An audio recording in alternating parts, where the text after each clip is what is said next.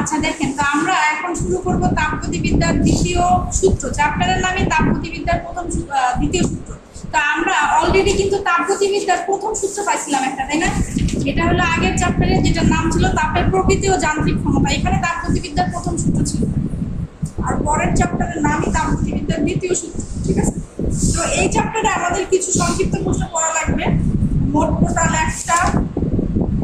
তারপর মানে এন্ট্রপি, এই এন্ট্রপি নিয়ে সংক্ষিপ্ত কোশ্চেন কয়েক টাইপের আসে। আমি সবগুলো এন্ট্রপি নিয়ে যতগুলো আসে সবই লিখে দিছি একসাথে।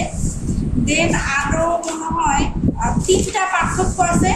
আর তাপগতিবিদ্যার দ্বিতীয় সূত্রটা ব্যাখ্যা করো, এইটা আছে। এই 5টা কোশ্চেন মোটামুটি পড়লে আমাদের হয়ে যায়। হ্যাঁ, তো এখন আমি শুরুতেই বলি যে এই এন্ট্রপি টপিকটা দিয়ে অনেকবার কোশ্চেন আসছে, দেখা যাচ্ছে একটুখানি ঘুরাইছে, একটুখানি কাটাইছে, বাট এন্ট্রপি নিয়ে একটা না দুইটা কোশ্চেন থাকে। তো আমাদের এই এন্ট্রপি কি, এটা অতি সংক্ষিপ্ত আসতে পারে, আবার সংক্ষিপ্ত আসতে পারে যে এন্ট্রপি জিনিসটা কি। আর কি, এন্ট্রপির তাৎপর্য আলোচনা করো, মানে এন্ট্রপির ফলে আসলে কি কি হইতে পারে না হইতে পারে সেটা আলোচনা করো, এটা থাকতে পারে। আর একটা দিয়ে দেয়, সেটা হলো দেখাও যে পৃথিবীর এন্ট্রপিটা ধনাত্মক, এটা দেখাইতে বলে। ঠিক আছে, তো বাইরের এই মানে নয়েজটা আসতেছে, তো ভিডিওতে আসবে, যা দিয়ে দরজাটা লাগাই দাও, জানলাটা।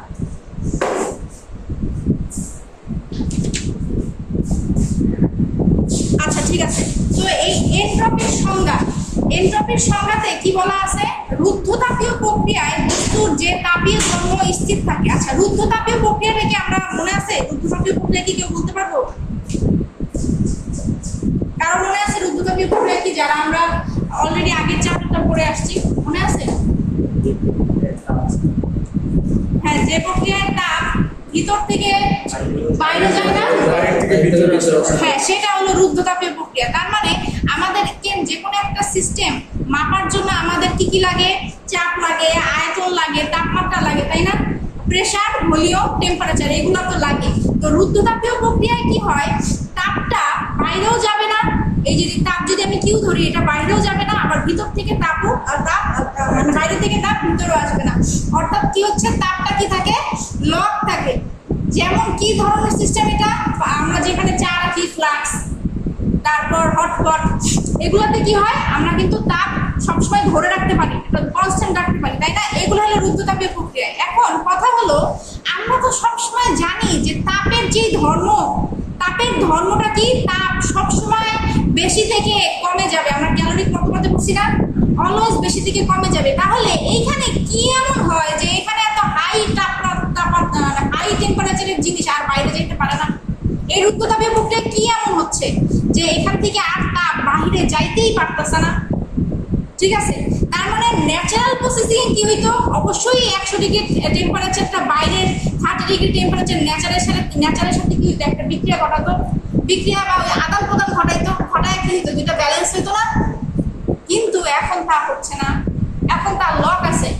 অর্থাৎ এইখানে এই যে অণু আছে, যেই পরমাণুগুলো আছে, সেগুলো লকড হয়ে আছে। কিন্তু তারা কি অবস্থায় আছে? আসলে তারা খুবই খুবই বিশৃঙ্খল অবস্থায় আছে। কেন বিশৃঙ্খল অবস্থায় আছে? কারণ ওরা ওখান থেকে বের হইতে পারতেছে না। হ্যাঁ, ওরা কি এখানে লকড, এবং কোন অবস্থায় লকড? বিশৃঙ্খল অবস্থায় লকড হয়ে থাকে। ওদেরকে আমরা মনে করো কিছু বন্দীদের আমরা একটা জায়গায় লকড করে রাখছি, জেলখানায় আটকে রাখছি। তো এইটাই হলো এন্ট্রপি, যেটাকে আসলে বিশৃঙ্খলা দ্বারা আমরা প্রকাশ করি। আর এখানে এন্ট্রপির ভালো সংজ্ঞাতে কি বলছে? সংজ্ঞাতে বলছে রুদ্ধতাপীয় প্রক্রিয়ায় বস্তুর যে তাপীয় ধর্মটা স্থির থাকে তাকে আমরা এন্ট্রপি বলি। ঠিক আছে, এখন সহজে বললে এন্ট্রপি হলো বিশৃঙ্খলার পরিমাণ, যা প্রকৃতপক্ষে কোনো তাপ শক্তিকে কাজে রূপান্তরের অক্ষমতাকে নির্দেশ করে। আচ্ছা, এখন বিশৃঙ্খলার পরিমাণ কি হয়েছে? এখানে যে কিছু তাপ শক্তিকে আমরা লক করছি না, এই তাপ শক্তিকে আমরা চাইলে আর কাজে তো রূপান্তর করতে পারতেছি না, পারতেছি? এদের তো আমি লক করে চুপচাপ বসে রাখছি, তোরা বসে থাক। তার মানে ওরা তাপ শক্তি অন্য জায়গায় রূপান্তর হবে কেমনে? এই শক্তিকে আমি অন্য শক্তিতে ট্রান্সফার করতে পারতেছি না, এই তাপ শক্তি দিয়ে আমি কাজ পাইতেছি না। তার মানে কি, এটা আমার তাপ শক্তির কাজে রূপান্তর যে আমি করবো সেটার একটা অক্ষমতাকে নির্দেশ করতেছে। এগুলো তোমার কোনো কাজই লাগতেছে না, এগুলো অক্ষম। মানে তুমি একটা জনগোষ্ঠীকে হাত পা আইন্দা বসায় রেখে দিচ্ছ, ওদেরকে দিয়ে কোনো কাজ করতে পারতেছি না। বুঝা গেছে? তাহলে মোটামুটি এইটা হলো এনট্রপি নির্দেশ করতেছে। এখন আমি এটা প্রকৃতিতে উদাহরণ দেই, প্রকৃতিতে উদাহরণ দিলে দেখবা কেমনে আসবে। মনে করো একটা বরফ, তো বরফের অণুগুলা কি, যখন একটা বরফের আমরা একটা বের করে মনে করো সুন্দর একটা বরফের খন্ড বের করছি, এখানে অণুগুলো খুব সুন্দরভাবে সজ্জিত আছে না?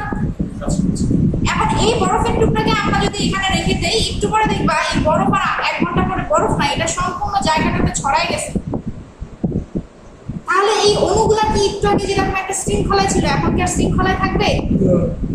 এইটাই হলো এনট্রপি বাইরে গেল, অর্থাৎ বিশৃঙ্খলা বাইরে গেল। এটার এনট্রপি বেশি, ভিতরে এনট্রপি কি ছিল? কম ছিল। যখন একটা জিনিস বেশি সাজানো আছে সেটার এনট্রপি কি সবথেকে কম, আর যখন এটা এলোমেলো হয়ে গেছে, বিশৃঙ্খল হয়ে গেছে, এটার এনট্রপি বেড়ে গেছে। বুঝা গেছে? আবার দেখো একটা পারফিউমের ভিতরে, এটা মনে করো একটা পারফিউমের বোতল, পারফিউমের ভিতরে পারফিউমের যে কণাগুলো আছে খুব সুন্দর করে সজ্জিত ভাবে আছে। এখন এই পারফিউমটাকে আমরা কি করলাম? স্প্রে করলাম। স্প্রে করার কারণে পুরো রুমের মধ্যে সেই পারফিউম ছড়াই গেছে। এখন কি এটা সুশৃঙ্খল আছে? তার মানে ভিতরে ছিল আমার এনট্রপি কম, বাইরে বিশৃঙ্খলা বাইরে গেছে, এনট্রপি বেশি। তো এই উদাহরণগুলো দিয়ে আসলে আমরা কি বলতে পারি? আমাদের যে নেচার, আমাদের যে প্রকৃতির এনট্রপিটা কি বাড়তেছে না? কিভাবে বলতেছে বাড়তেছে? আমাদের যে বিশ্বটা আছে, বিশ্বতে তো প্রতিনিয়ত কি সবকিছু গুছাইতেছি আমরা, আমাদের সবকিছু কি হইতেছে? এলোমেলো হয়ে যেতেছে। কেমনে এলোমেলো হইতেছে? মনে করো একটা গাছ আছে, গাছটার অনেক সুন্দর সুন্দর পাতা আছে। এখন এই যে গাছটা, এই গাছের কি হইলো, তুমি এই গাছের নিচে কেউ আসলো না, 10 বছর কেউ আসলো না। 10 বছর পর তুমি আইসা দেখবা এই গাছের নিচে অসংখ্য পাতা পড়ে আছে। ঋতুর পর ঋতু গেছে, এক ঋতু গেছে গাছ খালি হয়েছে, আরেক ঋতু আসছে গাছে পাতা আসছে, আবার ঋতু গেছে গাছের খালি হয়ে গেছে। মানে কি এই জায়গাটা পুরোটা বিশৃঙ্খল হয়ে গেছে। কিন্তু যখন এই গাছটা তুমি লাগাইছিলা তখন কি এরকম এলোমেলো ভাবছিল? ছিল না। তার মানে কি আমাদের ন্যাচারাল এনট্রপি বৃদ্ধি পাইতেছে। তারপরে এই যে কি বলে যে পাথর, তারপর পাহাড়ের উপর থেকে পাথর যে ঠাস করে পড়ে, এই যে পাহাড়ের উপর থেকে পাথরটা ঠাস করে যে পড়লো, পড়ার পর কি একা একা জীবন উঠবে? কখনোই একা একা উঠবে না। তাহলে এই যে আমার এনট্রপি, প্রকৃতির এনট্রপি বাড়তেছে। ঠিক আছে? বুঝা গেছে এতটুকু?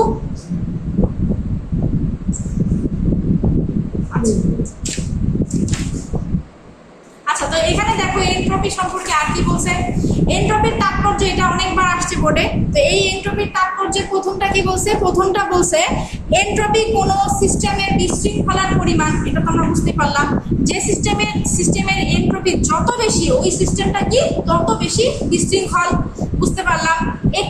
এটি একটি বস্তুর কি তাপীয় ধর্ম, যা তাপের প্রবাহের দিক নির্দেশ করে। তাপটা আসলে ভিতর থেকে বাইরেই যাওয়ার কথা, এটাই নির্দেশ করে, কিন্তু যাইতে তো পারতেছে না। বুঝে গেছে? এটা তাপের প্রবাহের দিক নির্দেশ করে। প্রাকৃতিক প্রক্রিয়ায় এনট্রপি সর্বদা বৃদ্ধি পায়, তাই মহাবিশ্বের এনট্রপি ক্রমান্বয়ে কি পাচ্ছে? বৃদ্ধি পাচ্ছে। এনট্রপি শক্তির অপচয়কে নির্দেশ করে। আমি একটু আগে কি বললাম? এটা আসলে কি হয়, আমরা শক্তিটাকে লক করে রাখি। শক্তি যদি ট্রান্সফার না হতে পারে, অন্যভাবে যদি রূপান্তর না হতে পারে, তাহলে আমরা কোনো প্রকারের কাজ পাবো না। তার মানে এখানে আসলে কি হচ্ছে? শক্তিটার ক্ষতি হচ্ছে, শক্তিটা অপচয় হচ্ছে, এটাকে আমরা কি রিউজ করতে পারতেছি না। বুঝা গেছে? শক্তি তো আসলে ধ্বংস হয় না, ধ্বংস হয় কি? কিন্তু এটা আমরা ধ্বংসই করে ফেলতেছি চুপচাপ বসায় রেখে। বুঝা গেছে? তো এই হলো এনট্রপির তাৎপর্য। ক্লিয়ার? আচ্ছা, তো এখন এই এনট্রপি কি, এনট্রপির তাৎপর্য এটা তো হয়ে গেল। আমরা এখন যেটা দেখবো সেটা হলো যে পৃথিবীর এনট্রপি কেন ধনাত্মক, এটা দেখবো। আর মহাবিশ্বের তাপীয় মৃত্যু কি, এটাও দেখবো। তো এইখানে একটা কথা আছে এই জায়গায়, যে অপত্যাবর্তী, এই একটা কথা আমার এই কোশ্চেনের অ্যান্সারে আছে। তো অপত্যাবর্তী কি সেটা তো আমরা জানি না, জানি কি? জানি না। তো এই অপত্যাবর্তী জানার জন্য আমরা কি করবো, এর পরের কোশ্চেনটা থেকে একটু আগে পড়বো। পরের কোশ্চেনটা কি আছে? পরের কোশ্চেনটা আছে প্রত্যাবর্তী এবং অপ্রত্যাবর্তী প্রক্রিয়ার পার্থক্য। এখানে চাইলে তুমি 100টা এক্সট্রা দিতে পারো। ঠিক আছে? খুবই জেনুইন কোশ্চেন, বোর্ডে আসার মতো। বুঝা গেল? ক্লিয়ার? দেখি লড়তেছে। তাহলে দেখেন প্রত্যাবর্তী এবং অপ্রত্যাবর্তী প্রক্রিয়া পার্থক্য, এটা আমি একটু দেখি। এটা সব থেকে ইন্টারেস্টিং টপিক আমার কাছে মনে হয় এই চ্যাপ্টারের, প্রত্যাবর্তী এবং অপ্রত্যাবর্তী। প্রত্যাবর্তী অপ্রত্যাবর্তী এটা আমরা জানি না, কিন্তু সম্ভবত আমরা এই প্রত্যাবর্তন কথাটা শুনছি। প্রত্যাবর্তন মানে কি বলেন দেখি? তারেক জিয়া এত বছর পর দেশে প্রত্যাবর্তন করছে। প্রত্যাবর্তন মানে কি? ফিরে আসা। ফিরে আসা, অনেক বছর পর সে ফিরে আসছে। ফিরে আসা এই কথাটার বাংলা একটা সুন্দর শব্দ হলো কি? প্রত্যাবর্তন। বুঝে গেছে? এখন প্রত্যাবর্তন, প্রত্যাবর্তন থেকে আসছে প্রত্যাবর্তী প্রক্রিয়া, এটা হলো অপ্রত্যাবর্তী প্রক্রিয়া। এই প্রত্যাবর্তী প্রক্রিয়ার সংজ্ঞা কি বলছে? যে প্রক্রিয়া বিপরীতমুখী হয়ে প্রত্যাবর্তন করে সেই প্রক্রিয়াকে আমরা বলি প্রত্যাবর্তী প্রক্রিয়া। মানে কি, ও যেখানে গেছিল সেখান থেকে আবার উল্টা দিকে বিপরীতমুখী হয়ে আবার আগের জায়গায় ফিরে আসছে। যে প্রক্রিয়া বিপরীতমুখী হয়ে প্রত্যাবর্তন করে সেটা হলো আমার প্রত্যাবর্তী প্রক্রিয়া। এখন কি কাহিনী? আর এটা মানে তো কিছুই বুঝলাম না, কোনটা আবার বিপরীতমুখী হয়ে প্রত্যাবর্তন করে, তাই না? এখন আমি তোমাকে দেখাই, আমি কি করছি, একটা পানি নিছি, একটা পাত্রে পানি নিছি। পানি নেওয়ার পরে আমি কি করছি, সুন্দরভাবে এটা ফ্রিজে ঢুকাইছি। ফ্রিজে ঢোকার পরে আমার এই পানি হয়ে গেছে বরফ, হয়ে গেছে তো, বরফ হয়েছে তো। এখন আমার বরফ হয়ে যাওয়ার পরে 2 দিন পরে আমি ভাবছি এই বরফটা দিয়ে আমি কিছু একটা বানাবো, বরফটা আবার পানি বানাবো বা সামথিং বানাবো। বরফটাকে আমি বের করে রাখলাম, এই বরফটাকে আমি প্রকৃতিতে আবার বের করে রাখলাম। তাহলে এই বরফটা কিছুক্ষণের মধ্যেই কি হয়ে যাবে? পানি হয়ে যাবে। তার মানে ও আগের অবস্থা থেকে, যে অবস্থায় গেছিল সেই অবস্থা থেকে আবার কি বিপরীতমুখী হয়ে প্রত্যাবর্তন করলো না? যে অবস্থায় গেছিল সেটা আবার রিটার্ন করলো আগের জায়গায়। তাইলে যেইগুলা এরকম এক জায়গায় যাই আবার ফিরা উল্টা আরেক জায়গায়, সে আগের জায়গায় পুনরায় আগের জায়গায় ফিরে আসতে পারে, সেগুলোই হলো আমাদের প্রত্যাবর্তী প্রক্রিয়া। আচ্ছা, আরো একটা উদাহরণ দেখাই। মনে করো মোমবাতি তোমরা কখনো ওই যে মাজার টাইপের এরিয়াতে গেছো কিনা? ওইখানে অনেক বড় বড় মোমবাতি জ্বালায়, ওই যে কুসংস্কার যেগুলো বিশ্বাস করে আসলে ওই সব জায়গাগুলোতে কি হয়, মাজারে মোমবাতি জ্বালায়, তো সারা রাত মোমবাতি জ্বলে। তো আমাদের যে নানু বাড়িতে বিক্রমপুরের ওদিকে এরকম মাজার আছে, ওইখান থেকে এরকম সারা রাত যে বড় বড় মোমবাতি গুলো জ্বলতো, সেই মোমবাতি গুলো আমরা নিয়ে আসতাম সকালবেলা জায়গা। তো মোমবাতির নিচে এতখানি আরো মোমবাতি পড়ে কি এগুলো মোমবাতি থাকতো না? তো আমরা তখন ছোট ছিলাম, এই মোমবাতিকে আমরা কি করতাম, আবার জাল দিতাম। পাতিলে জাল দিয়া ছোট ছোট ডিমে আছে না, ডিমের খোলসের ভিতরে মোমবাতিকে আবার রেখে দিতাম। ওই যে লিকুইডটাকে ডিমের খোলসে রাখতাম, উপরে একটা সুতা দিয়ে দিতাম, ওটা আর একটা সুন্দর গোল মোমবাতি হয়ে যেত। বুঝে গেছে? মানে একটা মোমবাতি থেকে আরেকটা, কেন যে DIY ক্রাফট গুলো দেখায় না, যে বিভিন্ন শেপে মোমবাতি গলায় দিতেছে, নতুন মোমবাতি হইতেছে। তাইলে এই মোমবাতিটা প্রথমে কি হলো, গইলা গেল, গলা মোমবাতি থেকে আমি আবার নতুন একটা মোমবাতি পাইতেছি। তার মানে কি এটা তার আগের অবস্থায় প্রত্যাবর্তন করতেছে না? তো এই ধরনের যে পদ্ধতিগুলা প্রত্যাবর্তন করে সেইগুলোকে আমরা কি বলবো, প্রত্যাবর্তী প্রক্রিয়া। ক্লিয়ার? একবারে সোজা হিসাব। আচ্ছা, তাহলে আমি চলে আসি অপ্রত্যাবর্তী প্রক্রিয়াটা আবার কি। এখন তোমাদের যে কোনো একজনের নাম বলো। আহাদ। আচ্ছা, আহাদ। এখন আমরা আহাদ নিয়ে যা যা বলবো তার সবই কি, সবই হইল গিয়ে কল্পিত ব্যাপার স্যাপার। এখন এই আহাদ কি করছে, আহাদ হইলো অনেক বড় লোকের ছেলে, ঠিক আছে, অনেক, ওর বাবা অনেক বড় লোক। এখন ওর কি আছে, ওর গাড়িও আছে নিজের। তো এখন আহাদ যেহেতু বড় লোকের ছেলে, ও কি করবে, ও হলো মানে খুবই পড়াশোনাতে এখন আর বেশি একটা মন দেওয়ার প্রয়োজন নাই, কারণ ও যেহেতু অনেক বড় লোক। ও কি করে, সারা রাত ধরে গেমস খেলে, মনে করো পাবজি খেলে কিংবা সিএমসি খেলে, কিংবা ও যা মন চায় তাই করে, সারা রাত আর ঘুমায় না। এমন হয় না মাঝে মাঝে? তো সারা রাত ঘুমায় না। সেদিন আহাদ কি করছে, আহাদ ঘুমাইছে, কয়টার সময় ঘুমাইছে, ভোর 5টায় ঘুমাইছে। 5টায় যে ঘুমাইলো, ঘুমানোর পরে মাঝে মাঝে আমাদের ফ্যামিলিতে কিছু ইমার্জেন্সি সিচুয়েশন হয় না, যে মনে করো কারো কেউ অসুস্থ হয়ে গেছে, কেউ কোথাও যাইতেছে বা কোথাও ইমার্জেন্সি যাইতে হবে। তো সেদিন মনে করো আমাদের আম্মু ওকে কি করছে, আমাদের আম্মু তার জানে না যে সারা রাত ঘুমায় নাই, ওরা 6টার সময় ঘুম থেকে উঠেছে। 6টার সময় ঘুম থেকে উঠাইয়া বলতেছে, এই তোরে কিন্তু এখনই যাইতে হবে, তোর নানু অসুস্থ বা তোর নানুর বাড়িতে এটা হয়েছে, তোর এখনই যেতে হবে, তোর এখনই বেরোতে হবে। তার তো ঘুম চোখে উঠছে, হ্যাঁ যাইতে হবে, থাক যাবো, এখন কি করা, যাইতে তো হবে। আমরা তার বলতে পারতেছি না যে আমি ঘুমাইনি। আর সুন্দর করে বেরোইছে, বের হওয়ার পরে মায়ের বকা টাকা খাইয়া গাড়িতে উঠছে। গাড়িতে উঠে এখন গাড়ি ড্রাইভ করতেছে, হাত হয়ে যাবে নানু বাড়ি, তাই না? নানু বাড়িতে যাবে সে, নানু বাড়িতে যে যাবে, যাওয়ার ক্ষেত্রে আহাত তো সারা রাত ঘুমায় নাই, ঘুমাইছে না। এখন আহাতের এই সুন্দর গাড়ি, এই গাড়ি নিয়ে আহাত যাইতে যাইতে যাইতে যাইতে একটা টাইমে কি হলো, রাস্তার একটা টাইমে যায় তার ঘুম আসতেছে। এখন আহাত কি করবে,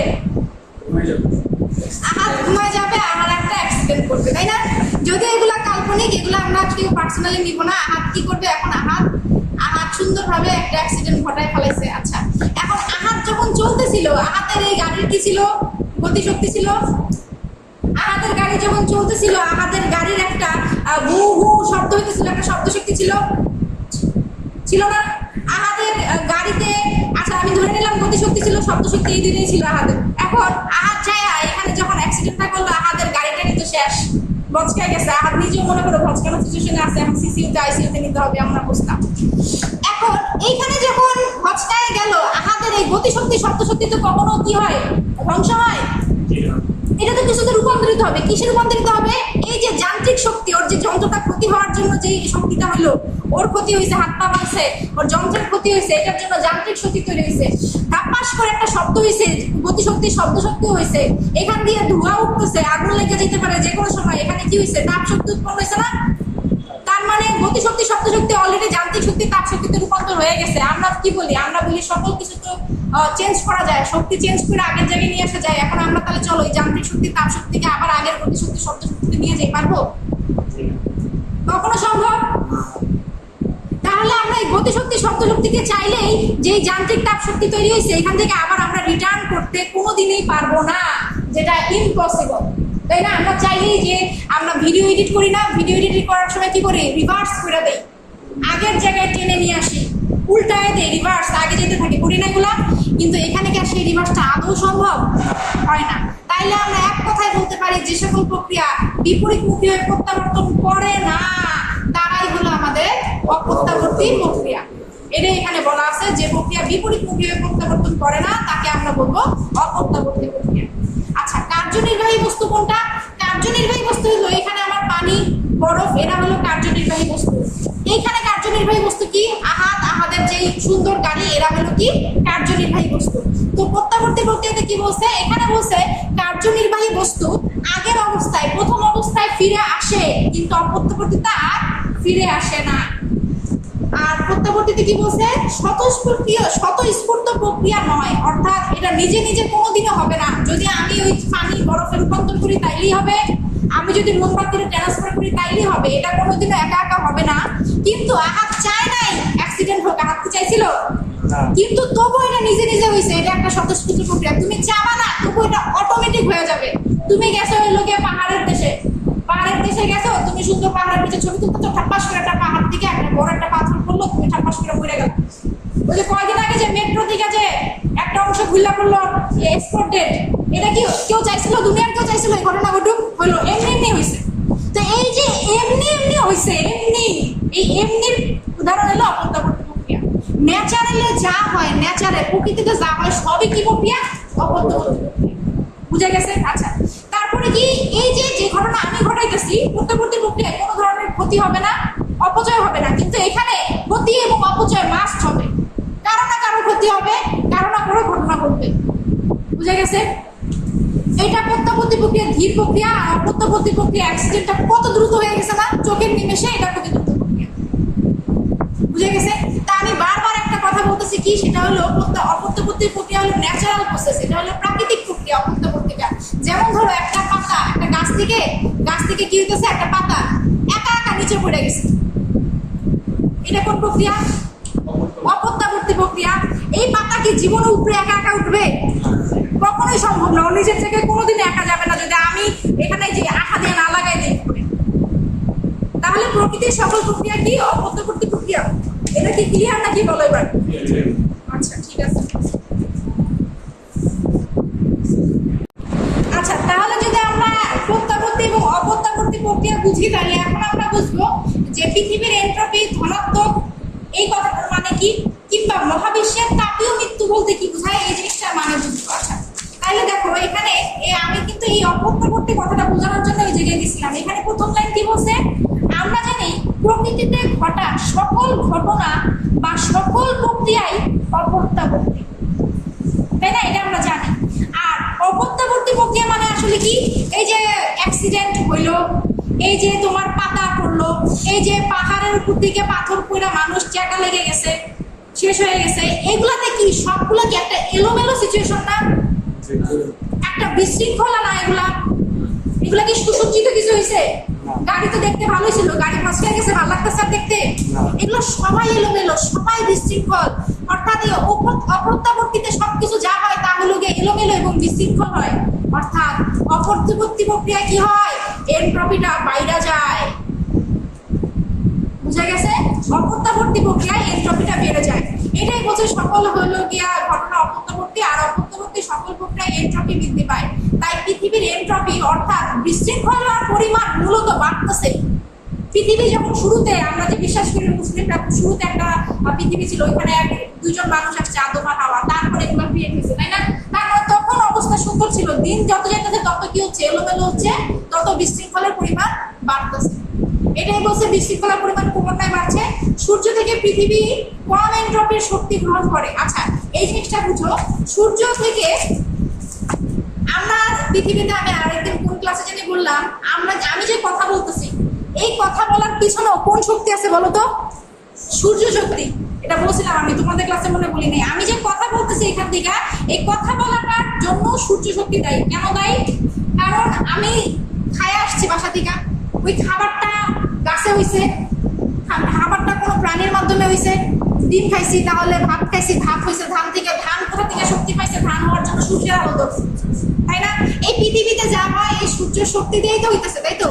আচ্ছা, এইখানে কি বলছে? সূর্য থেকে পৃথিবীতে অনেক শক্তি আসে। কি এগুলা? কি শক্তি? কম এনট্রপির শক্তি। কম এনট্রপি মানে এগুলো খুবই গোছানো শক্তি, এগুলো খুবই শৃঙ্খলাযুক্ত গোছানো শক্তি আমাদের পৃথিবীতে আসতেছে, গোছানো শক্তি আসতেছে। কিন্তু এই কম এনট্রপির বেশি তাপের গোছানো শক্তিটা আমাদের পৃথিবীতে আইসা কম তাপ হয়ে যায়, আস্তে আস্তে তাপ কমে, কিন্তু এটার এনট্রপি কি হয়ে যায়? এনট্রপিটা বাইরে যায়, খুবই বিশৃঙ্খল হইতে পারে। এটা এখানে বলছে যে পৃথিবীর কম এনট্রপির শক্তি গ্রহণ করে এবং পৃথিবী এই শক্তি কাজে লাগিয়ে পরবর্তীতে উচ্চ এনট্রপির তাপ আস্তে আস্তে বিকিরণ করে। ও দিতেছে খুব সুন্দরভাবে, আর আমরা এটা চারদিকে ছড়াই কি করতেছি? বিশৃঙ্খলার পরিমাণটা বাড়াইতেছি। আচ্ছা, এই অগোছালো বিকিরণই পৃথিবীর সামগ্রিক এনট্রপি বৃদ্ধির কারণ। বুঝা গেছে? এর কারণে পৃথিবীর এনট্রপি বৃদ্ধি পাচ্ছে। তো এখানে আমি একটা উদাহরণস্বরূপ একটা জিনিস দিছি, এটা তোমাদের দেওয়া লাগবে না, আমি এটা জাস্ট বোঝানোর জন্য দিছি। কেমন দিছি? মনে করো গরম চা থেকে, একটা গরম চা, আমরা গরম একটা পাত্র নিছি, এখানে একটা চায়ের পাত্র নিছি, চা আছে। এই গরম চায়ের ভিতরে যে তাপটা লক ছিল, এই তাপটা যখন আস্তে আস্তে প্রকৃতিতে যাচ্ছে, তুমি 15 মিনিট রাখছো, চা পুরো ঠান্ডা হয়ে গেছে। এই তাপটা কই গেছে? প্রকৃতিতে গেছে। এই তাপ কি তুমি চাইলে আর কাপে আনতে পারতেছি আমরা? তার মানে এতখানি তাপ আমি দিয়ে দিলাম প্রকৃতিতে, যা কই যাবে? এটাই এখানে বলছে। দেখো, গরম চা তাপ পরিবেশে ছড়িয়ে পড়ে, ঠান্ডা হয়, কিন্তু ঠান্ডা চা পরিবেশ থেকে কখনো এই তাপটা গ্রহণ করে নিজে গরম হবে না। অর্থাৎ আমরা প্রকৃতিতে কতগুলো বিশৃঙ্খলার জিনিসপত্র ছড়াই দিতেছি দিনে দিনে। বুঝে গেছে? ক্লিয়ার? এটা সম্পূর্ণই একটা মানে খুবই মজার একটা টপিক। আচ্ছা, এরপরে তোমাদের কোশ্চেন যদি পৃথিবীর এনট্রপি ধনাত্মক না দিয়ে যদি এভাবে আসে, মহাবিশ্বের তাপীয় মৃত্যু কি বলতে কি বুঝো? মহাবিশ্বের তাপীয় মৃত্যু, তখন আমরা কি দিব চিন্তা করো। এখানে বলছে, দেখো আবার হচ্ছে একই গান। আমরা জানি পৃথিবীর এনট্রপি ক্রমান্বয়ে বাড়তেই আছে। এই এনট্রপি বাড়তে বাড়তে একসময় পৃথিবীর, আচ্ছা এখন আমার একটুখানি ব্যাখ্যা করার দরকার আছে। মনে করো আমাদের পৃথিবী, এখানে আমি কি বলছি? এনট্রপি বাড়তেছে, এনট্রপি বাড়তেই আছে। তো বাড়তে বাড়তে একটা টাইমে বিশৃঙ্খলার পরিমাণ যখন বেড়ে যাবে, এনট্রপি বাড়া মানে তাপও বাড়তেছে না? আমরা জানি তাপ মানে তাপ ছড়া যাচ্ছে। তো এখানে একটা বস্তু, এখানে একটা বস্তু, এখানে একটা বস্তু, এদের এনট্রপি বাড়তেছে, তাপ বাড়তেছে। তো তাপ বাড়লে কি হবে? একে অন্যকে তাপ কি করবে? নেয়া দেয়া করবে। কতক্ষণ পর্যন্ত এই তাপের নেয়া দেয়া চলবে একবার ভাবো তো? তাপের নেয়া দেয়া কতক্ষণ চলবে? হ্যাঁ, যতক্ষণ পর্যন্ত তারা সমান হবে না। তো পৃথিবীতে যত ধরনের বস্তু আছে, এদের মধ্যে যে আমরা এনট্রপি বাড়াচ্ছি, অর্থাৎ তাপ বাড়াচ্ছি, এরা ততক্ষণ পর্যন্ত চলবে যতক্ষণ পর্যন্ত পৃথিবীতে যা আছে তারা সবাই কি হয়ে যায়? সমান, যতক্ষণ পর্যন্ত না হয়। এখন চিন্তা করো, এনট্রপি তো দিন দিন বাড়তেই আছে, তাপ তো বাড়তেই আছে, বাড়তে বাড়তে সবাই সমান হয়ে যাবে না একটা দিনে? সবাই সমান হয়ে যাবে না? সবাই সমান হয়ে গেলে আমরা কি আর তাপ নেওয়া দেওয়া করতে পারবো? আর কি নেওয়া দেওয়া চলবে? আর তাপের নেওয়া দেওয়া যদি না চলে, তাইলে কি আর কোনো প্রকারের তাপ শক্তি রূপান্তর হবে? কাজ হবে কোনো? আর আমরা তো তাপ রূপান্তর করেই কাজ করতেছি। এখানে দেখো এই ঘটনাটাই বলছে, কি বলছে, পৃথিবীর এন্ট্রপি ক্রমান্বয়ে বাড়ছে, তাই এন্ট্রপি বাড়তে বাড়তে একসময় পৃথিবীর সকল ব্যবস্থায় তাপীয় একটা সাম্যাবস্থায় পৌঁছাবে। সকল ব্যবস্থা যা যা আছে সবাই কি হবে, তাপীয় সমতায় এসে পড়বে, সাম্যাবস্থায় পৌঁছাবে। এর ফলে তাপ শক্তিকে আর প্রয়োজনীয় কাজে রূপান্তর সম্ভব হবে না। সব ব্যালেন্স থাকলে তো আর কোনো বিক্রিয়া টিক্রিয়া কিছু হবে না, আদান প্রদান কিছু হবে না, তখন কি হবে, আর প্রয়োজনীয় কাজ আমরা পাবো না। এমন অবস্থায় মহাবিশ্বের কোথাও কোনো কাজ করা সম্ভব হবে না। বিজ্ঞানীরা পৃথিবীর এমন কল্পিত অবস্থাকে মহাবিশ্বের তাপীয় মৃত্যু বলে অভিহিত করেছে, যে সবকিছুর তাপ সমান। তাপ যদি আদান প্রদান না হয় তাহলে কাজ হবে না, শক্তির কোনো পরিবর্তন ঘটবে না, সবকিছু সমান সমান থাকবে। যদি এমন ঘটনায় আমরা আসলেই পৌঁছাই তাহলে ওটাকে আমরা বলবো মহাবিশ্বের তাপীয় মৃত্যু। ক্লিয়ার? এই হলো যে আমাদের মহাবিশ্বের তাপীয় মৃত্যু। আচ্ছা, তো আমরা হলো এখন যেটা দেখবো এই চতুর্থ অধ্যায়ের 3 নাম্বার টপিক। আমি বলছিলাম যে এই চ্যাপ্টারে কয়টা পার্থক্য আছে, 3টা পার্থক্য আছে। একটা পার্থক্য কিন্তু আমরা ভালোভাবে দেখে ফেলছি। তো তারপরে পার্থক্যতে চলে আসি, এটাও অনেক ফেভারিট কোশ্চেন বোর্ডের, যেটা বোর্ডে এসে পড়ে, সেটা কি, বাষ্পীয় ইঞ্জিন এবং পেট্রোল ইঞ্জিনের মাঝে পার্থক্য। ঠিক আছে, দুইটা ইঞ্জিন, এই দুইটা ইঞ্জিনের মাঝখানে পার্থক্য। তো এরকম আর একটা ব্যাপার আছে, সেটা কি, অন্তর্দাহ এবং বহির্দাহ ইঞ্জিনের মধ্যে পার্থক্য। অর্থাৎ দুই ধরনের ইঞ্জিনের পার্থক্য আমাকে দেখাতে হবে, মানে দুইটা কোশ্চেনে ইঞ্জিন নিয়ে। ঠিক আছে, তো বাষ্পীয় ইঞ্জিনটা আসলে কি, বাষ্পীয় ইঞ্জিন। আচ্ছা, তো এইগুলা আসলে খুবই মানে ছেলেদের ফেভারিট টপিক, বাষ্পীয় ইঞ্জিন আর হলো গিয়ে এই ইঞ্জিনগুলো আর কি। তো এই ইঞ্জিনের ক্ষেত্রে হ্যাঁ ট্রেন বাইক এগুলো আমরা একটু জানবো এখানে কি হয়। তো এগুলো আমি বইতে দেখছি যে এই কোশ্চেনটা তো মোটামুটি ইজি দিছে, কিন্তু পরের কোশ্চেনটা তো অনেক কঠিন করে ইয়াগুলা পার্থক্যগুলো দেওয়া। তা আমি যতটা সহজেই লেখা যায় অতটা সহজে লিখছি। কি হবে, বাষ্পীয় ইঞ্জিন, এটা কি, বাষ্পীয় ইঞ্জিনের ক্ষেত্রে এই যে বাষ্প নিয়ে কাজ হয়, আমরা বুঝতেছি যেহেতু বাষ্প কথাটা আছে, তার মানে আমরা বাষ্প উৎপন্ন করবো, বাষ্প উৎপন্ন থেকে এটা শক্তি নিয়ে আমরা কোনোভাবে ইঞ্জিনটা রান করাবো, তাই তো। এই বাষ্প ইঞ্জিনের কি হয়, ইঞ্জিনের বাইরেই তাপটা উৎপন্ন হয়, ইঞ্জিনের ভিতরে কোনো কাজ নাই। বুঝে গেছে? আর এই পেট্রোল ইঞ্জিনে কি হবে, ইঞ্জিনের ভিতরেই তাপ উৎপন্ন হয়। ঠিক আছে, তাহলে বাষ্প ইঞ্জিনের কোথায় তাপ উৎপন্ন হবে, বাইরে, আর পেট্রোল ইঞ্জিনের ভিতরে তাপ উৎপন্ন হবে। আচ্ছা, বাষ্পীয় ইঞ্জিনের জ্বালানি কি, কয়লা, কাঠ, তেল ইত্যাদি দিয়ে পানি গরম করা হয়। এগুলা দিয়ে কিন্তু ডিরেক্ট এগুলো আমরা ইউজ করি না। এই কয়লা, কাঠ, তেল ইত্যাদি পুরায় আমরা পানি গরম করি, পানি গরম করায় আমরা বাষ্প তৈরি করি, সেই বাষ্পর ফোর্স দিয়ে ইঞ্জিন চলে। বুঝা গেছে? আর পেট্রোল ইঞ্জিনেতে কি আমার জ্বালানি, অবশ্যই পেট্রোল, যেহেতু নাম দিছে পেট্রোল ইঞ্জিন, তাহলে এটা জ্বালানি কি হবে, পেট্রোল।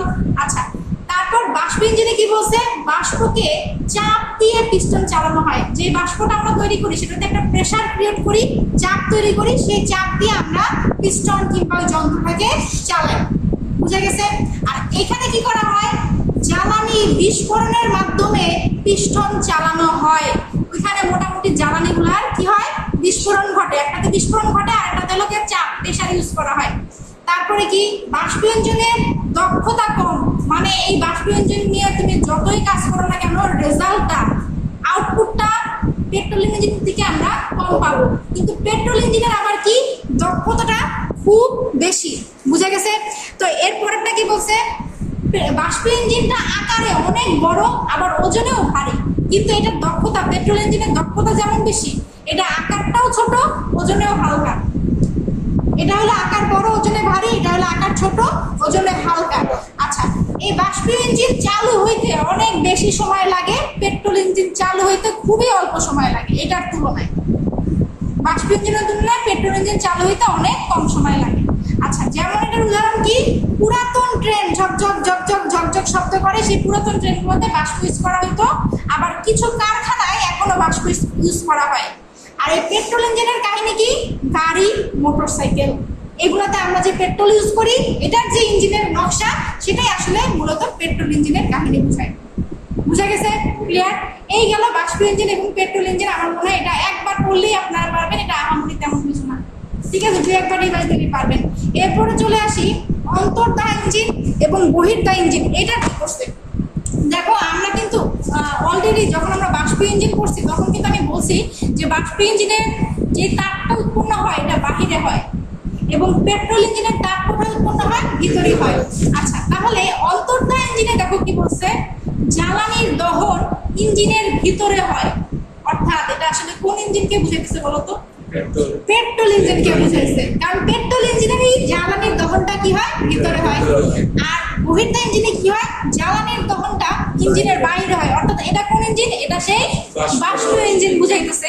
মানে একই জিনিস, এইটাই নামটা আর এখানকার যে খালি নামটা, এই দুটাই খালি চেঞ্জ। বুঝা গেছে? তারপর দেখো, একটা তো প্রথমটা তো বুঝেই ফেলাইলা যে একটা ভিতরে হয় একটা বাহিরে হয়। পরেরটা কি?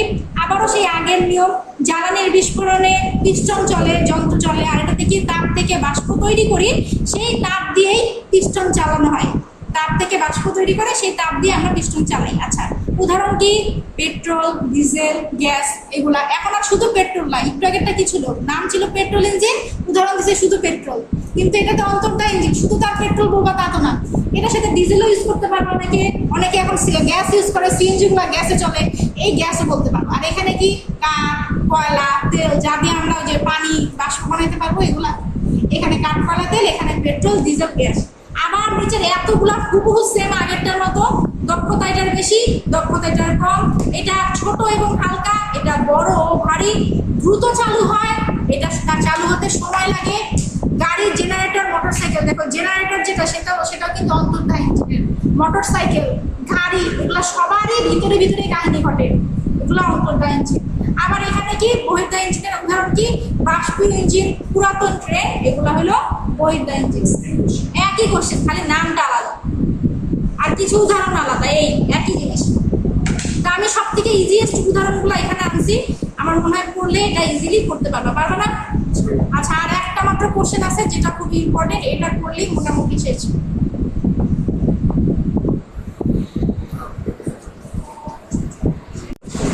আচ্ছা, তো আমরা এই চ্যাপ্টারের সব থেকে ইম্পর্টেন্ট যে প্রশ্নটা, সেটা হলো তাপগতিবিদ্যার দ্বিতীয় সূত্র ব্যাখ্যা, যেটা দিয়ে আসলে চ্যাপ্টারটা শুরুই হয়েছে, যে তাপগতিবিদ্যার দ্বিতীয় সূত্র, চ্যাপ্টারের নামই এটা। তো আমাদের এই কোশ্চেনটা অনেকবার বোর্ডে আসে। কোথায় আসে? সংক্ষিপ্ত তো আসে, আবার রচনামূলকেও সেম কোশ্চেনটা দিয়ে দেয়। দেখো আমি লিখে রাখছি, সংক্ষিপ্ত রচনা দুটোতেই এটা আসতে পারে। তাপগতিবিদ্যার দ্বিতীয় সূত্রটা ব্যাখ্যা করো। এটা আরেকভাবে আসতে পারে কি? তাপগতিবিদ্যার দ্বিতীয় সূত্র নিয়ে বিজ্ঞানী প্লাঙ্ক এবং ক্লোসিয়াস যা বলছে, দুটা বিজ্ঞানী, একটা বিজ্ঞানী প্লাঙ্ক কি বলছে আর একটা বিজ্ঞানী ক্লোসিয়াস কি বলছে, এই বিবৃতি তোমাকে ডিরেক্ট চাইতে পারে।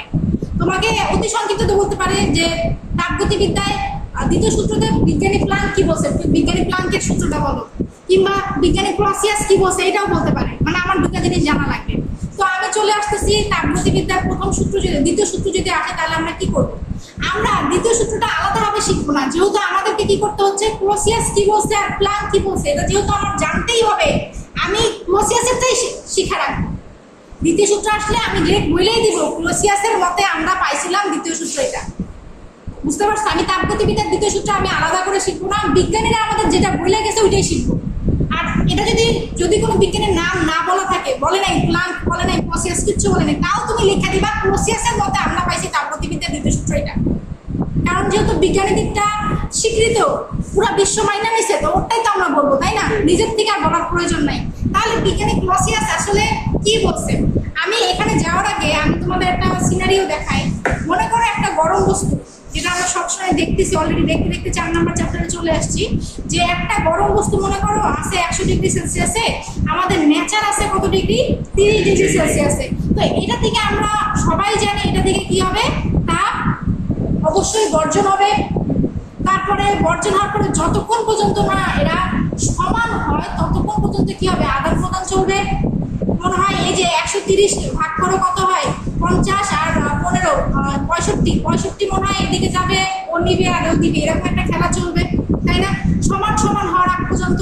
আচ্ছা, তাহলে তাপ তো সবসময় বেশি থেকে কমেই যাবে না, এটা তো আমরা শিওর। বেশি থেকে কমেই তাপ অলওয়েজ যাবে। এখন কোনোদিনও কি এই কম টেম্পারেচার থেকে এই 100 ডিগ্রি তাপ নিবে, এটা কি কখনো সম্ভব? কম থেকে তো কোনোদিনও দৌড় দেওয়ার এটাতে আসবে না। আসবে কি কখনো? আসবে না, কখনোই সম্ভব না, অসম্ভব। এই যে কথাটা অসম্ভব, তুমি যে কথাটা বললা যে ম্যাডাম এটা অসম্ভব, এটাই বলছে বিজ্ঞানী ক্লোসিয়াস। কি বলছে? বাহিরের সাহায্য ছাড়া, বাহিরে কেউ হেল্প করতেছে, এই সাহায্য ছাড়া কোনো স্বয়ংক্রিয় যন্ত্রের পক্ষে নিম্ন তাপমাত্রার কোনো বস্তু থেকে নিম্ন তাপমাত্রার কোনো বস্তু থেকে উচ্চ তাপমাত্রার কোনো বস্তুতে তাপের স্থানান্তর কোনোদিনও সম্ভব নয়, অসম্ভব। বাহিরের সাহায্য বলতে কি হলো? হ্যাঁ, আমি এখন দেখাচ্ছি। আমি আবার আরেকটা লাস্ট বলি, কি বলছে এই কথাটাই যেটা তুমি বললাম ম্যাডাম, 30 থেকে 100-তে দৌড় দিবে, এটা অসম্ভব। এটাই বলছে। কি বলছে? বাহিরের সাহায্য ছাড়া কোনো একটা স্বয়ংক্রিয় যন্ত্রের পক্ষে নিম্ন তাপমাত্রা থেকে উচ্চ তাপমাত্রায় কোনো বস্তু থেকে যে তাপ ট্রান্সফার হবে এটা অসম্ভব। তুমি বলতেছো অসম্ভব, আর এখানে বিজ্ঞানী একটা কথা অ্যাড করছে, কি? বাহিরের সাহায্য ছাড়া, বাহিরের সাহায্য ছাড়া। তার মানে বিজ্ঞানী আসলে কি বুঝাইছে? বুঝাইছে যদি বাহিরের সাহায্য দাও তাহলে এটা সম্ভব। এখন আমরা চলে আসি আমাদের ঘটনার মেইন কাহিনীতে।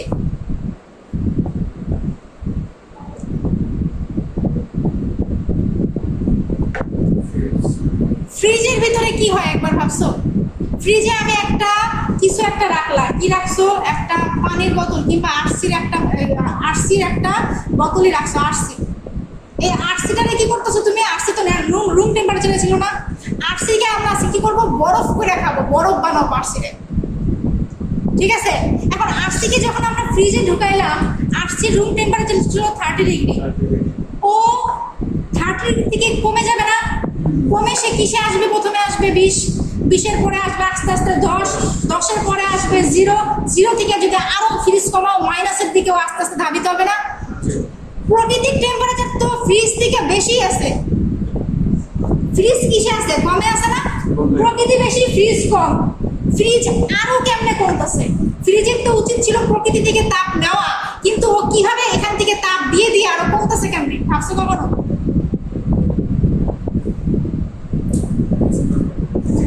তাহলে কি এই যে ওর বেশি টেম্পারেচার, ওর এখানে মনে করো আমার জিনিসটা গরম ছিল, এই 20 থেকেও যে 10-এ নামতেছে, ও 10 দিয়ে দিছে না প্রকৃতিকে? 10 থেকে যে 0-তে হলো আরো 10 দিয়ে দিল না? দিতেই আছে না? দিতেই আছে না? তার মানে কি ওর যে মান বেশি থেকেও আস্তে আস্তে কমতেছে না? এই ঘটনা কি ঘটছে কিনা বলো? বিজ্ঞানী যেটা বলছে। এসি রুমের ভিতরে যে আমরা ঠান্ডা করি, কেমন ঠান্ডা করি? এই যে এসি রুমের ভিতরে আসবাবপত্র, সোফা, খাট, এগুলো যে থাকে, এগুলো সব কি হয়? আস্তে আস্তে ঠান্ডা হয় না? তার মানে কি গরমটা আমি বাইরে দিয়ে দিচ্ছি, গরম জিনিস থেকে এখানে আমরা দিয়ে দিতেছি, ঠান্ডা আরো ঠান্ডা হইতেছে, গরমটাকে আমরা বাইরে দিয়ে দিতেছি। এটাই আমাদের বিজ্ঞানী বলছে এটা সম্ভব। যদি আমি কোনো একটা নিয়ম করি, কোনো একটা সাহায্য দেই, কোনো একটা প্রসেসে নিয়ে আসি, কোনো একটা নতুন ইঞ্জিন বানাই, তাহলেই এটা সম্ভব। নাইলে ন্যাচারাল প্রসেসে এগুলো জীবনও সম্ভব না। ওই এসির ইঞ্জিনেই সম্ভব, ফ্রিজের ইঞ্জিনেই সম্ভব, এছাড়া আর সম্ভব না। এসি আর ফ্রিজে এগুলা সম্ভব। যন্ত্রটাই তৈরি করা হয়েছে আপনি, যে তোর থেকে তুই ঠান্ডা থাকবি, তোর থেকে আমি আরো ঠান্ডা নেবো, আরো ঠান্ডা নিয়ে নেই, তোর আমি আরো ঠান্ডা বানাবো। বুঝে গেছে? এটাই এখানে বলছে। তো এখানে তারপর কি বলছে? অর্থাৎ তাপ নিজে থেকে শীতল বস্তু থেকে কোনো উষ্ণতর বস্তুতে প্রবাহিত হতে পারে না। শীতল বস্তু থেকে তাপের উচ্চতর বা উষ্ণ কোনো বস্তুতে প্রভাবিত হতে হলে অবশ্যই বাইরের কোনো শক্তির সাহায্য লাগবে, এছাড়া কোনোদিন সম্ভব না। বুঝা গেছে? এই এসি আর ফ্রিজের কাহিনীটাই মূলত এই ক্লোসিয়াসের আবিষ্কার ছিল। এর পরবর্তীতে এইগুলা দেখা দেখে এগুলার এই যে ছোট ছোট কথা বেজে কিন্তু এগুলো তৈরি হচ্ছে। তাইলে আসি আমি বাইরে সাহায্য দেই, কাহিনী ঘটাই, তারপর দেখি ঠান্ডা করা যায় কিনা। বুঝা গেছে? এটা গেল ক্লোসিয়াস। ক্লোসিয়াসের পরে আরেকটা পাগলা বিজ্ঞানী প্লাঙ্ক, ইনি আবার এটা নিয়েই বলছে। কি বলছে? বলছে কোনো বস্তু অনবরত তাপ শোষণ করবে এবং সম্পূর্ণভাবে তাপকে হবে এখানে তাপকে কাজে পরিণত করবে, কিন্তু যন্ত্রের কার্যপ্রণালীর কোনরূপ পরিবর্তন ঘটবে না, এমন তাপ ইঞ্জিন নির্মাণ অসম্ভব। কি বলছে? একটা বস্তু অনবরত তাপ শোষণ করতেছে, তাপ নিতেছে, এবং সেই তাপকে সম্পূর্ণভাবে কি করবে? কাজে পরিণত করবে, কিন্তু যন্ত্রের কার্যপ্রণালীর কোনরূপ পরিবর্তন ঘটবে না, এমন তাপ ইঞ্জিন নির্মাণ অসম্ভব। অর্থাৎ এই একটা বস্তুকে আমি কি করছি? তাপ দিচ্ছি। এটা আমরা অলরেডি তাপগতিবিদ্যার যারা দ্বিতীয় সূত্র পড়ছে সেটা এটা জানার কথা। তাপগতিবিদ্যার প্রথম সূত্রটা জানার কথা, দ্বিতীয় না। এই যে প্রথম সূত্রতে দেখাই, তাপগতিবিদ্যার প্রথম সূত্রতে আমরা আচ্ছা, তো তাপগতিবিদ্যার প্রথম সূত্র যখন আমরা পড়ছিলাম dQ = du + dw, তখন কিন্তু আমরা এটা পড়ছিলাম। কেমনে পড়ছিলাম? আমরা পড়ছিলাম যে যখন আমরা একটা ইঞ্জিনকে তাপ দেই, এই ইঞ্জিনকে তাপ দিলাম, তাপ দিলে কাজ তো রূপান্তর হবে, কিন্তু কাজ রূপান্তর হলে ভিতরে কিছু ক্ষতি হবে, ক্ষতি অবশ্যই হবে। ওই যন্ত্রে শব্দ উৎপন্ন হবে, ওই যন্ত্রে এক্সট্রা যান্ত্রিক ক্ষয়ক্ষতি হবে, কলকবজার ভিতরে ঘর্ষণ হবে, ঘর্ষণের শক্তি ব্যয় হবে, তাপ উৎপন্ন হবে, যন্ত্রটা গরম হবে, তারপরে কিছু ফ্যান চলে, ঘটঘট ঘটঘট শব্দ হয়, শব্দ উৎপন্ন হবে।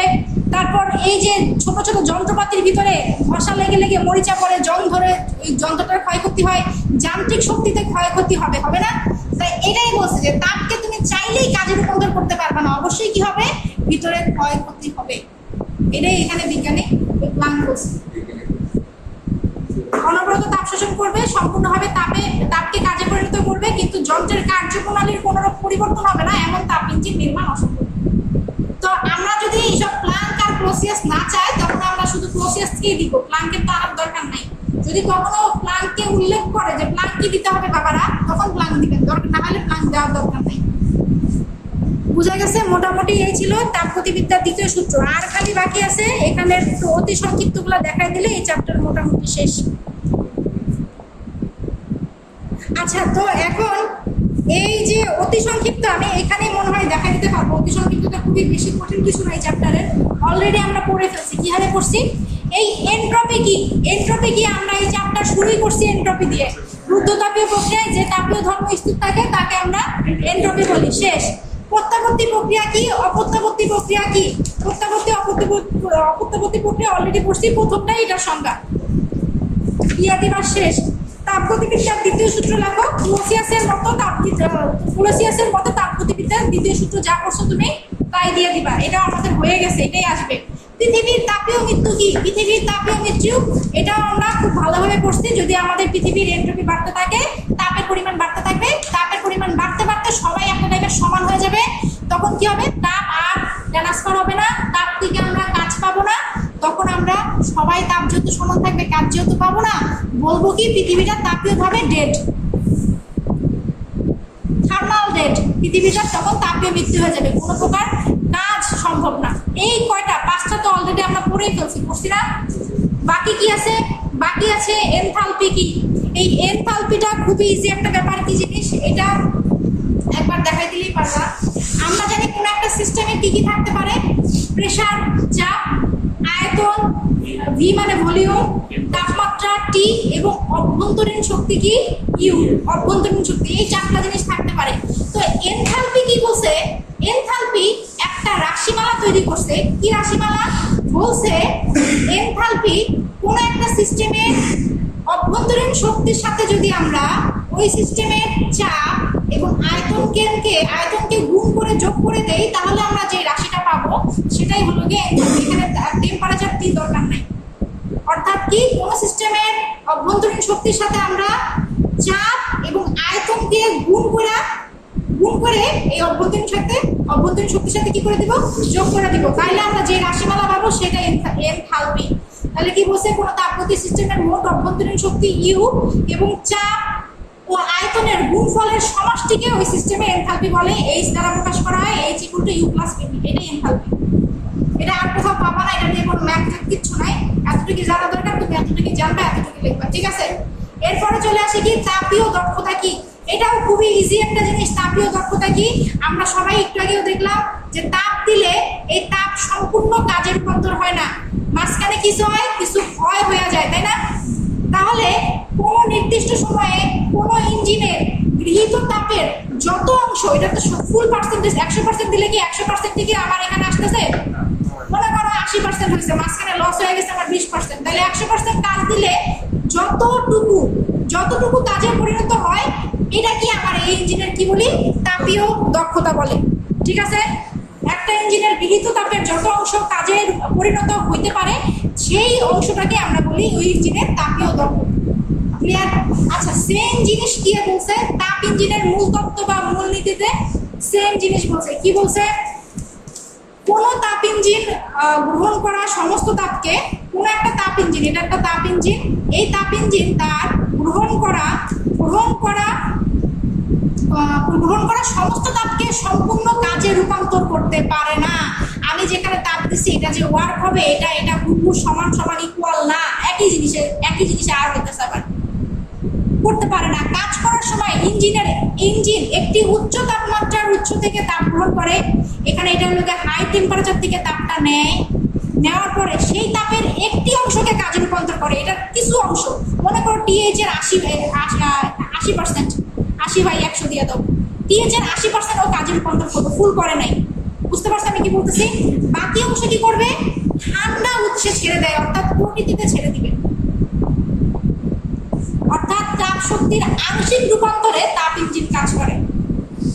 আমি আবার বলবো, একটা ইঞ্জিন দিছি, এই ইঞ্জিনের যে তাপ দিছি এই তাপের সম্পূর্ণ কাজ আমরা ফুল 100% দিলে আমি এখানে 100% কাজ পাবো না, কাজ পাবো আমি মাত্র কত পার্সেন্ট? 80%। বাকি তাহলে এখানে কি আছে? বাকি কিছু ক্ষয় হবে।